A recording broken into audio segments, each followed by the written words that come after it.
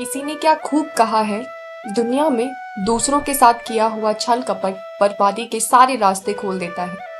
अगर तुमने किसी के साथ भी गलत किया हो तो तुम्हारे साथ भी गलत ही होगा। यही बात हमेशा पूर्वजों ने भी कही है। ऐसा होता ही होगा, तभी तो लोग कहते हैं ना, जो जैसा करेगा वैसे ही इस दुनिया में भरेगा। जिसने जैसे कर्म किए उसने उसके मुताबिक अंजाम भुगता। इस बात में कितनी सच्चाई है वो एक मूवी ने भी बता दी। आपने गाना भी सुना होगा, जो बोएगा वही पाएगा, तेरा किया तेरे सामने आएगा। ये सब बातें कितनी सही हैं इस गौतम बुद्ध की कहानी से समझते हैं। लेकिन दोस्तों, इससे पहले मेरे चैनल को सब्सक्राइब कर लो ताकि इस तरह की मोटिवेशनल स्टोरीज आपके लिए लेकर आती रहूं। जब गौतम बुद्ध जी आश्रम में एक सभा कर रहे थे, तब एक व्यक्ति ने गौतम बुद्ध को प्रणाम करके पूछा कि अगर बुरे कर्म का बुरा नतीजा होता है तो अच्छे कर्म कैसे किए जाते हैं, कर्मों का फल कैसे मिलता है, कृपया करके हमें ये सब बताइए गुरुदेव। तब गौतम बुद्ध जी कहते हैं कि मैं तुम्हें ये कहानी के माध्यम से समझाऊंगा, लेकिन मेरी इस कहानी को ध्यान से सुनना। दोस्तों, आप भी इस कहानी को अंत तक देखना, जिससे आपको भी बहुत कुछ सीखने को मिलेगा। रामू और श्यामू नाम के दो भाई थे। रामू जो कि बहुत दयालु था और श्यामू उसे देखकर बहुत ज्यादा चिढ़ता था और अंदर ही अंदर कुढ़ता रहता था, क्योंकि रामू का व्यवहार बहुत अच्छा था और किसी के प्रति रामू का व्यवहार खराब ही नहीं था। जब भी श्यामू तो लोगों की इज्जत नहीं करता और लोगों से बिना वजह की लड़ाई झगड़े करता रहता। लोगों के प्रति उसका स्वभाव बहुत गुस्से वाला था और लोगों को ताने मारता था। धीरे धीरे रामू और श्यामू के माता पिता इस दुनिया को छोड़कर चले गए। रामू ने अपनी माता पिता का अंतिम संस्कार बहुत अच्छे तरीके से किया। सभी ब्राह्मणों को भोजन कराया और धन दिनचर्या भी दी, जिससे श्यामू और भी ज्यादा रामू से चिढ़ने लगा और बोलता कि तुमको दिखावे की जरूरत नहीं है, और हमेशा हर बात पर उससे लड़ता झगड़ता। एक बार रामू ने अपने माता पिता की बरसी पर गांव के राजा और सभी ब्राह्मणों को घर पर भोजन के लिए आमंत्रित किया और उन्हें घर बुलाकर राजा और सभी ब्राह्मणों को भोजन कराया ताकि उसके माता पिता को स्वर्ग मिले। खाना खाने के बाद राजा ने श्यामू से पूछा कि तुम्हारा भाई रामू माता पिता के जाने के बाद भी उनके लिए कितना कुछ करता है, तुम्हारा कोई मन नहीं करता कि तुम भी अपने माता पिता के लिए कुछ करो? वो भी तो तुम्हारे माता पिता थे। ये बात सुनकर श्यामू वहां से चला गया, क्योंकि उसको राजा की बात अच्छी नहीं लगी और उसको सबके सामने बेइज्जती महसूस हुई और उसे बहुत ज्यादा गुस्सा आ गया और उसे सोचने लगा कि मेरी बेइज्जती मेरे भाई रामू की वजह से हुई है, और रामू से बदले लेने के बारे में मन ही मन षड्यंत्र रचने लगा। उसने राजा से बोला कि मेरे सपने में मेरे माता पिता आए और मुझसे कहने लगे कि वो स्वर्ग में बिल्कुल भी खुश नहीं है। इस तरह की बात रो रो कर राजा और सभी लोगों से कहने लगा और कहता कि मेरे माता पिता ने मुझे ये भी कहा है कि राम हमारी बहुत सेवा करता है, हमारा खाना पीना करता है, लोगों को धन दिनचर्या भी देता है, इसीलिए वो रामू को उनके पास भेज दें और स्वर्ग में जिस तरह रामू अपने हाथों से माता पिता को खाना खिला सके। ये बात सुनकर राजा बोला, स्वर्ग जाने के लिए तो रामू को मरना पड़ेगा। रामू को समझ आ गया कि उसका भाई श्यामू उससे जलता है और उसे फंसाने के लिए ऐसी हरकत कर रहा है। तब भी रामू ने कहा राजा से, कोई नहीं, मैं इस बहाने अपने माता पिता की सेवा करने का और मौका मिल जाएगा।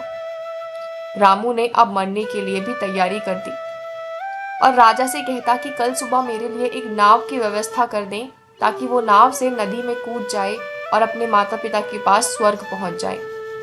तब राजा रामू से बोलते हैं, तुम्हारे लिए नाव का इंतजाम हो जाएगा। और अगली सुबह रामू नाव लेकर नदी में आ जाता है और कूद जाता है और सभी गांव वालों को लगता है कि रामू अब मर चुका है और अपने माता पिता की सेवा के लिए स्वर्ग चला गया।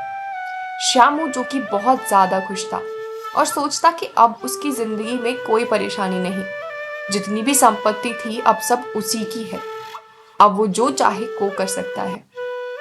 अब कई दिन बीत जाते हैं और रामू राजा के दरबार के सामने जोर जोर से रो रहा होता है। राजा के दरबारी रामू को देखकर दरबार के अंदर ले जाते हैं और उससे कहते हैं कि तुम जिंदा कैसे हो गए। तब रामू बोलता है कि मैं स्वर्ग गया था।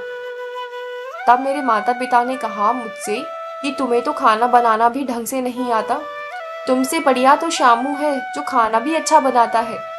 और माता पिता चाहते हैं कि शामू उनके पास चला जाए और मुझे गुस्सा होकर नीचे फेंक दिया। ये बात सुनकर राजा सैनिकों को बोलता है कि शामू को पकड़ कर लेकर आओ।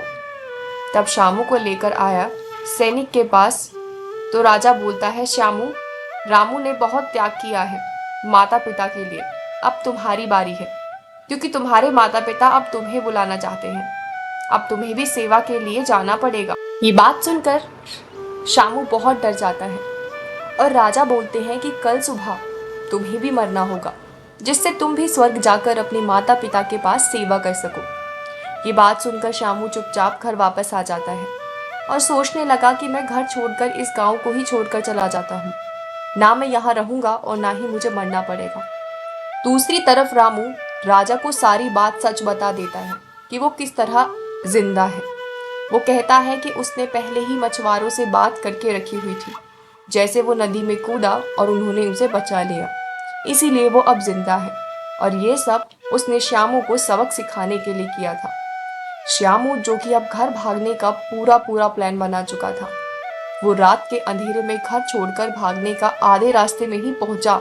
राजा के सैनिकों ने उसे देख लिया और उसका पीछा करते हुए उसे पकड़ लेते हैं। श्यामू उन सिपाहियों को मारपीट करने लगता है और एक सिपाही के साथ सर में बहुत तेज चोट मारने के बाद उसकी मृत्यु हो जाती है। लेकिन इतने में सिपाही और आ जाते हैं और श्यामू को पकड़ लेते हैं। जैसे कि ये बात राजा को पता चली, जो कि श्यामू को माफ करने ही वाला था, उसको इस कर्म के और भी ज्यादा गुस्सा आ गया और उसने सिपाही को आदेश दिया कि आज ही इसे नाव में बिठाकर पानी के बीचों बीच धक्का दे दो।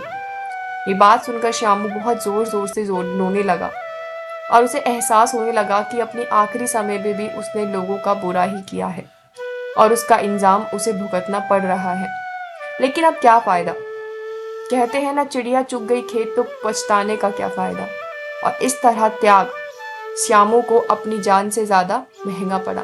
कहानी खत्म करते हुए गौतम बुद्ध उस व्यक्ति से कहते हैं कि कर्म जो भी हो उसका फल अच्छा और बुरा मिलता है। बुरे इंसान को सही और गलत समझ नहीं आता और आखिर तक बस गलती ही करता है। बुरे कर्म और अच्छे कर्म सबसे पहले हमारे दिमाग में विचारों से उत्पन्न होते हैं। हमारी जैसी सोच और दशा होती है, गलत लोगों के साथ बैठना होता है तो हमारे दिमाग में गलत विचार ही आते हैं और उसका परिणाम हमेशा गलत ही होगा। जो इंसान सकारात्मक विचार रखता है उसके दिमाग में गलत विचार आते ही नहीं हैं। सही विचार सही कर्मों का दिशा होती है। जब तुम दूसरों का बुरा करते हो और तुम्हें लगता है कि तुम्हारे साथ बुरा नहीं होगा, यह भी हो सकता है कि उस वक्त तुम्हारे साथ बुरा ना हो, लेकिन कभी ना कभी इसका हर्जाना तुम्हें भुगतना ही पड़ेगा। इसीलिए तुम्हें किसी के साथ बुरा करने का कोई अधिकार नहीं है, क्योंकि कर्मों का फल है, कभी ना कभी तो मिलेगा। आशा करती हूँ आपको ये वीडियो पसंद आई हो। प्लीज़ हमें कमेंट लिखकर ज़रूर बताएं कि आपको कैसी लगी हमारी ये वीडियो। मिलते हैं अगली बार ऐसी नई वीडियो के साथ। तब तक के लिए thank you so much for watching this video and keep supporting my channel.